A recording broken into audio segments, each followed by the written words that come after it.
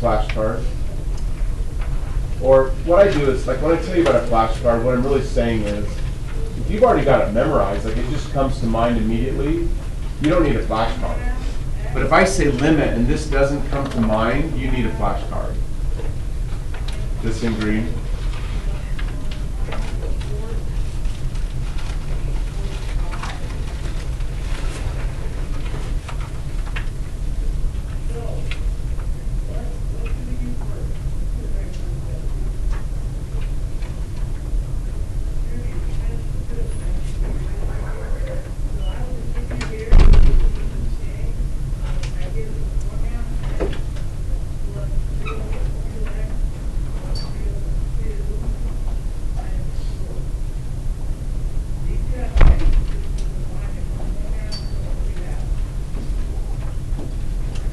People just can't get enough attention.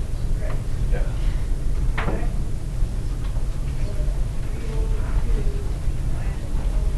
Question? Okay.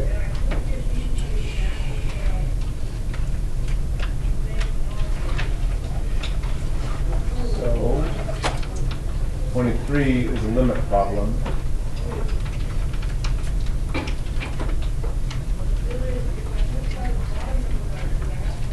But I'm not x approaching infinity, so I don't do that. I don't see anything that can factor, so I don't worry about that. So I go to the last step on my flashcard, which is I just think left and right limits. So I've got to do the limit as x approaches 2 from the left.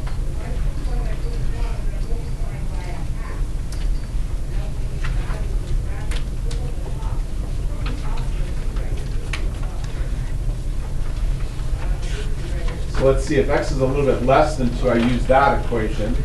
So if I plug in close to 2, I'm going to get close to the natural log of 2. So that limit's going to be ln of 2. From the right,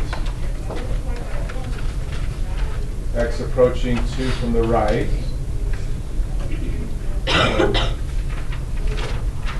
Since x is larger than 2, I must use the bottom formula. So a little more than 2 squared is going to be pretty darn close to 4. And then ln of 2. Since the value of the left-hand limit does not match the value of the right-hand limit, the two-sided limit does not exist. Michelle? I'm sorry, no, I have another question. You're good. Follow-up questions here? Please. So where'd you get the ln of 2? Over here. Yeah. So finding a limit means find the value of f when the x-coordinate is not 2 but close. So I pick an x. So I pick an x that's a little bit less than 2. You see it now. 2 points for Kim. All right. Can you simplify the ln of 2 and more that part? Good question. For the purposes of this class, what you're expected to be able to do is find the natural log of any expression that is a power of e. Let me demonstrate. We did this earlier in the year. This is just a quick review. So natural log of e cubed is just 3. Natural log of e squared. So I'm establishing a pattern here to make the memorization easier, Ari. Natural log of e to the first. No one writes e to the first. They just write natural log of e, but the value is 1, following the pattern. Natural log of e to the 0, which is also not typically written because e to the 0 is equivalent to 1, that would be 0. Natural log of e to the negative 1, the same thing as natural log of 1 over e, that's negative 1.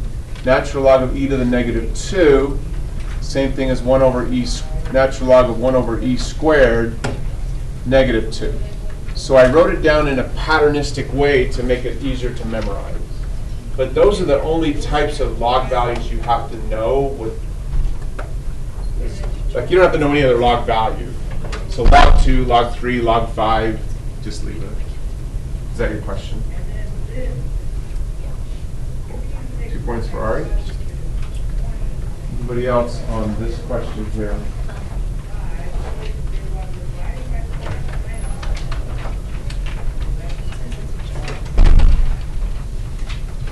Perfect, Val. Yeah, can we do 21 on test B? Hold on a second.